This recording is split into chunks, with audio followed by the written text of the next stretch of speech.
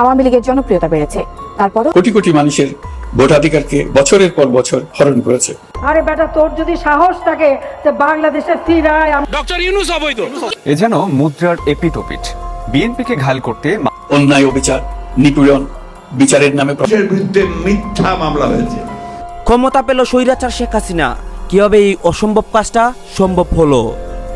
দর্শক শ্রোতা, আপনারা সবাই জানেন শেখ হাসিনা বাংলাদেশ থেকে পালিয়ে গিয়েছিল এবং সে কিন্তু ভারতে রয়েছে, এবং ভারত কিন্তু আমাদের দেশে বর্তমানে পানি চাড়তেছে এবং আমাদের দেশটা কিন্তু তলিয়ে গিয়েছে।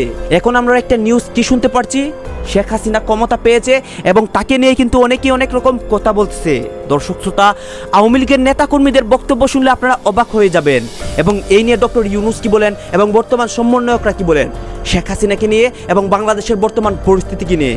সম্পূর্ণ ভিডিও দেখবেন, তাহলে কিন্তু আপনারা স্পষ্ট বুঝে যাবেন কিভাবে শেখ হাসিনা ক্ষমতা পেয়েছে এবং বাংলাদেশের সর্বশেষ পরিস্থিতি কি।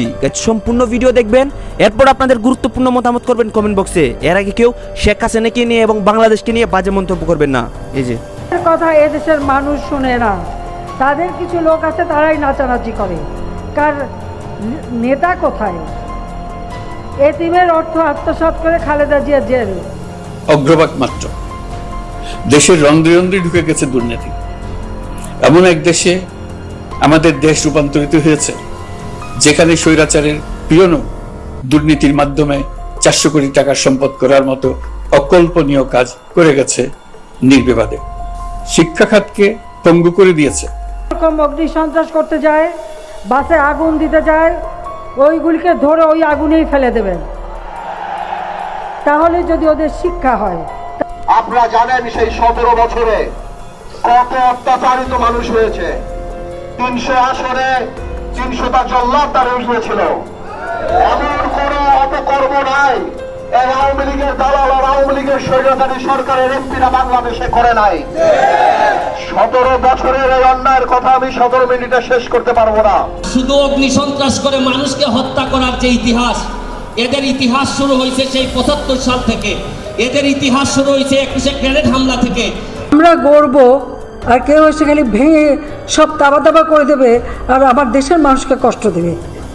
দেশের মানুষ আপনারা এখানে দেখলেন যে শেখ হাসিনাকে নিয়ে অনেকে অনেক রকম কথা বলতেছে এবং অনেকে অনেক রকম মন্তব্য করতেছে, এবং এই নিয়ে ডক্টর ইউনূসও কিন্তু অনেক কথা বলতেছেন আমাদের দেশের বর্তমান সরকার। গাইজ এখন কিন্তু সবকিছু বিস্তারিত সহকারে দেখাবো, সম্পূর্ণ ভিডিও আপনারা দেখবেন, তাহলে কিন্তু স্পষ্ট ক্লিয়ার হয়ে যাবেন এইসব বিষয় নিয়ে এবং শেখ হাসিনাকে নিয়ে এবং আওয়ামী লীগকে নিয়ে তাদের নেক্সট পরিকল্পনা কি এবং তাদের নেক্সট টার্গেটগুলো কি। এই যে দেখুন, কবে নির্বাচন হবে রাজনৈতিক সিদ্ধান্ত, সঠিক অবশ্যই রাজনৈতিক সিদ্ধান্ত হবে। তো এই রাজনৈতিক সিদ্ধান্ত নেওয়ার জন্য তো রাজনৈতিক নেতা, রাজনৈতিক দল, রাজনৈতিক ব্যক্তিদের সঙ্গে আলোচনা করতে হবে। আমি আশা করব যে আমাদের প্রধান উপদেষ্টা সেই প্রক্রিয়াটার দিকে খুব দ্রুত যাবেন।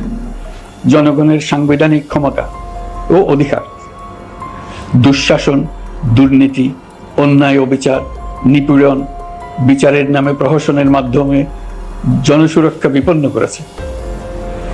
জনগণকে নির্যাতন ও বঞ্চনা।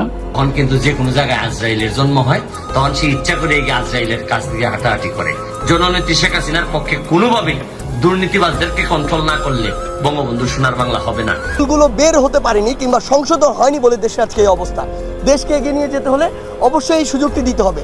আমরা গতকালকে বা তার আগের দিন যে কয়েকটি ঘটনা দেখেছি, আমরা বিশ্বাস করি তাদের উদ্দেশ্য আসলে ভিন্ন। যদি উদ্দেশ্য ভিন্ন না হয় তাহলে যে কাজগুলো তারা করেছে ওই কাজগুলো মিডিয়া আসতে সমস্যা হচ্ছে। আমরা তো সবকিছু মিডিয়ার সামনে ওপেনলি করছি। আমরা আপনাদেরকে বলে দিয়েছি আপনাদের যা ইচ্ছা আমাদের প্রশ্ন করুন, আমরা উত্তর দিতে প্রস্তুত। তার মানে ওই সৎ সাহসটুকু আমাদের রয়েছে। তো যারা এই কাজটুকু করেছে অবশ্যই কিছু মানুষ আগুনে পুড়ে বলেই তো অন্য মানুষ আলোকিত হয়। আমি বিশ্বাস করি আপনারা তো আগুনে পুরার সিদ্ধান্ত নিয়ে সাংবাদিক হয়েছেন। আর খালেদা জিয়া, তারেক জিয়ার চালাবেলারা অ্যাম্বুলেন্সের মধ্যে অন্তঃসত্ত্বা মহিলাকে তারা আক্রমণ করে, তাহলে কি ইসরায়েলের জারজ সন্তান কিনা সেটাই আমার জিজ্ঞাসা। ওরা তো ইসরায়েলদের সেই ইসরায়েল তাদের কথাই মানতেছে, ঠিক যেভাবে তারা প্যালেস্টাইনে আমাদের যারা মা শিশু তাদের উপরে আক্রমণ করছে, সেই আক্রমণই তারা চালাচ্ছে। আমি আপনাদেরকে আহ্বান করব, সুরক্ষা বিপন্ন করেছে। জনগণকে নির্যাতন ও বঞ্চনা ও বৈষম্যের মুখোমুখি দাঁড় করিয়ে দিয়েছে। নতুন প্রজন্মের মানুষ সহ কোটি কোটি মানুষের ভোটাধিকারকে বছরের পর বছর হরণ করেছে। মানুষের এগিয়ে যাওয়ার পথে সকল ধরনের প্রতিবন্ধকতা তৈরি করে স্বৈরাচার তার নিজের, পরিবারের ও দলের কিছু মানুষের হাতে দেশের মালিকানা তুলে দিয়েছে।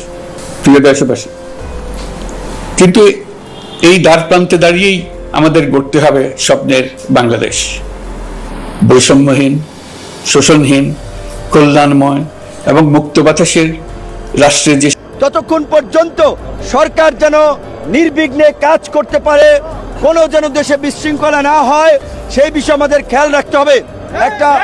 একটা বিষয় আপনারা লক্ষ্য করেছেন যে আজকে এই সরকার দায়িত্ব নিতে না নিতেই আমাদের এই পূর্বাঞ্চলের জেলাগুলোতে একটা বিশাল বন্যা পরিস্থিতি, অনেক মানুষ ভুক্তভোগী। সেই সময়ে এই সমস্ত দাবি দেওয়ার নামে আন্দোলন করা এটা অমানবিক, এটা পরিকল্পিত। কাজে আমরা এই ধরনের কাজ থেকে আগামী 1 মাস সকলকে বিরত থাকার আহ্বান জানাই, সকলকে ধৈর্য ধরার আহ্বান জানাই।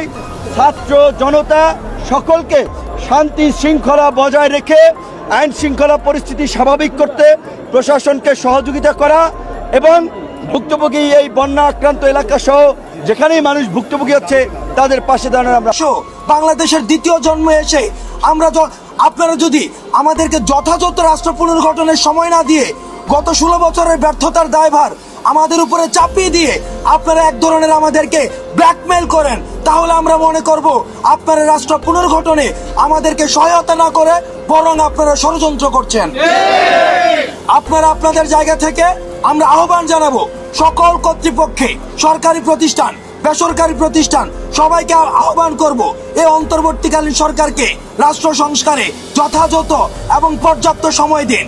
পর্যাপ্ত সময় দেওয়ার পরে আপনাদের যে দাবিগুলো রয়েছে সেগুলোকে আপনারা একাডেমিক অ্যাপ্রোচ করেন, আমরা সেই দাবিগুলো গিয়ে আমরা নিজেরা কথা বলবো।